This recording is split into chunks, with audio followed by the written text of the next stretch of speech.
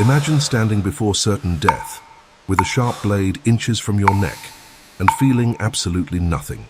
No fear, no hesitation, not even the involuntary tremor that makes any normal human being recoil. The samurai mastered something that defied all logic of human survival, a mental technique so powerful that it transformed ordinary warriors into unstoppable fighting machines. But it wasn't brute force or skill with the sword that made them invincible. It was something far more terrifying. It was absolute power over their own minds. In the year 1645, inside a dark and damp cave in the Kumamoto Mountains, a 62-year-old man sat on a cold rock. His name was Miyamoto Musashi, the greatest swordsman Japan had ever known, undefeated in over 60 deadly duels. But Musashi wasn't there to practice his blows or sharpen his blade. He was meditating on his own death. That's right. Musashi spent hours every day visualizing every possible way to die in battle. He imagined a sword cutting his neck, a spear piercing his chest, an arrow piercing his eye, and he did it so vividly that his brain began to believe it had already happened. When you meditate on death daily for decades, something extraordinary happens in your nervous system. You stop fearing it, and when death no longer frightens you, nothing can stop you. This brutal practice was extremely practical neurological training. When Musashi faced a real opponent, his brain had already processed that situation 1,000 times. Fear, which paralyzes most people in moments of extreme danger, simply no longer existed for him. His prefrontal cortex, the part of the brain responsible for panic and hesitation, had been literally reprogrammed through meditation, and Musashi was no exception. This was the norm among elite samurai. The central technique that allowed this type of absolute mental control was called zazen, which in Japanese means seated meditation. But unlike modern meditation, which sought relaxation or inner peace, the zazen of the samurai had a completely different and much more sinister objective. It was to create what they called mushin, or mind without mind. Imagine a mental state where you act perfectly without thinking, where there is no hesitation between decision and action, where your reflexes become faster than conscious thought itself. That was mushin, and to achieve this state, the warriors underwent mental training as rigorous as the physical.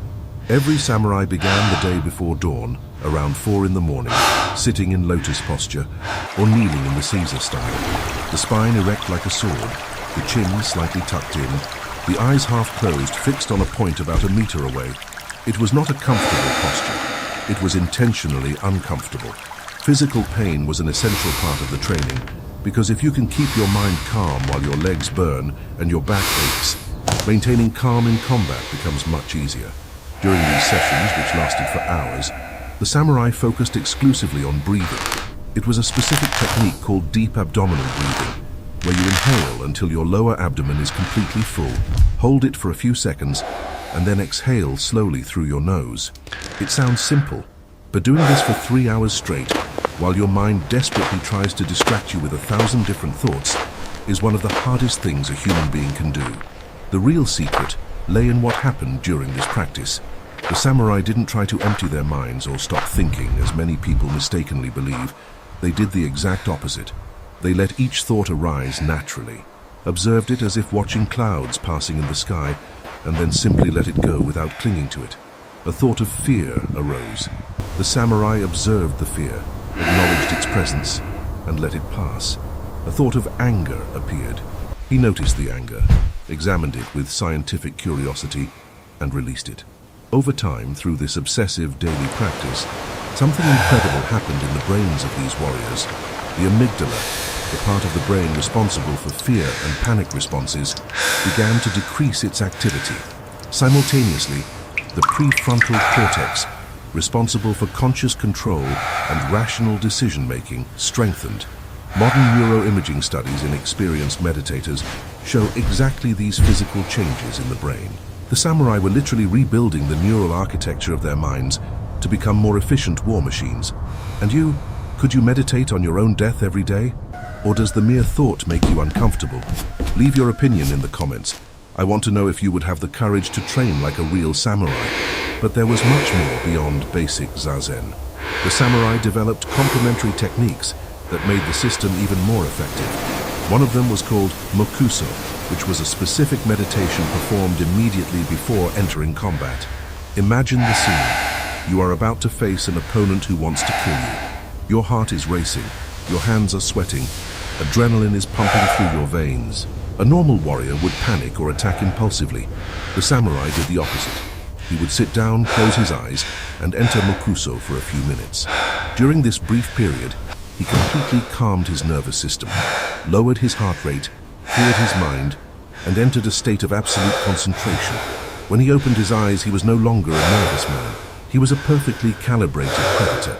This technique worked because it activated the parasympathetic nervous system responsible for the body's relaxation response, negating the debilitating effects of excessive adrenaline. The samurai maintained the alertness and quick reflexes necessary for combat, but without the paralysis of fear or the impulsiveness of anger.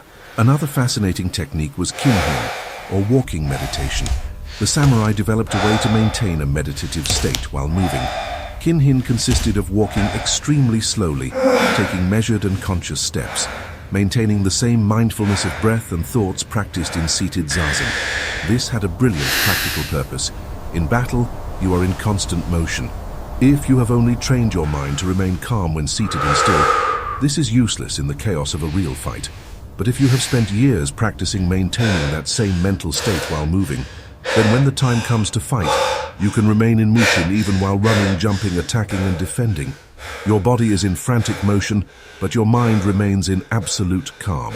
This is a devastating tactical advantage. While your opponent is being dominated by chaotic thoughts of fear and anger that make their movements predictable and slow, you are operating at a completely different level of consciousness. Samurai also practiced koans, paradoxes or questions without logical answers, used to break patterns of rational thought. A Zen master might ask, what is the sound of one hand clapping? There is no logical answer. The goal was to force the mind to stop trying to solve everything rationally and begin to operate on a deeper, more intuitive level. When you spend months contemplating an impossible koan, your mind gives up trying to use logic for everything and begins to trust instinct. For a warrior, this meant that in combat he wasn't stuck trying to analyze every move of his opponent, which is too slow and fatal. Instead, he reacted instantly, allowing his trained body to respond faster than conscious thought. The relationship between Zen masters and samurai was so profound that many of the greatest warriors in Japanese history were also monks or dedicated Zen students. Yagyu Munenori, sword instructor to the Tokugawa shogun, had the Zen monk Takuan Soho as his spiritual mentor. Takuan taught that the mind should flow like water, never stopping anywhere. If your mind stops to think about defending against an attack, you are already dead, because you have lost the precious instant needed for defense. This was not abstract philosophy. It was extremely practical combat instruction, disguised as spiritual wisdom. Another impressive example was Yamaoka Teshu, a 19th century swordsman who achieved Zen enlightenment after years of intensive practice. Teshu founded his own sword school based on the principle of Muto, or no sword, which taught that true victory comes from the mind, not the blade. In his final days, diagnosed with stomach cancer, Teshu rose one night, wrote his death poem according to tradition, sat in zazen meditation posture, and died still seated, meditating. He literally meditated to death without fear or resistance. The most radical concept of all was to live as if you were already dead.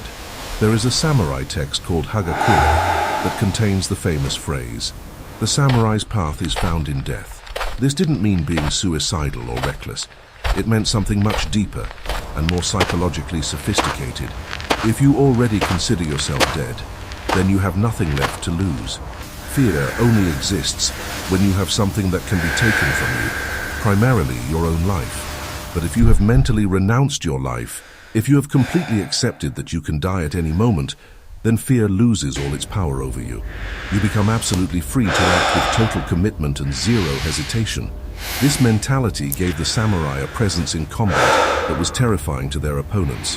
When you face someone who genuinely isn't afraid to die, it messes with your head in a profound way. You hesitate.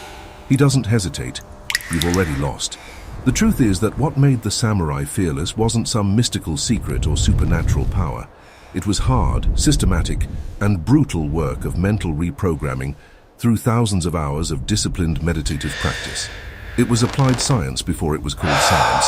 It was brain engineering before we understood what a brain was. And the most incredible thing is that anyone today can apply the same principles. You don't need to be a medieval Japanese warrior to benefit from these techniques. You can start today, sitting for just 10 minutes in silence, focusing on your breath, observing your thoughts without judgment. It won't turn you into a master swordsman, obviously, but it will begin to create the same neurological changes that transformed ordinary men into immortal legends. The path to courage is not the absence of fear, it's the ability to persevere even when fear is present. And that's exactly what samurai meditation taught. If you were fascinated to discover how a simple meditation technique could transform ordinary warriors into fearless fighting machines, like this video and subscribe to the channel. Here you will continue to find incredible stories and surprising truths about the world of the samurai that will completely change the way you see these legendary warriors.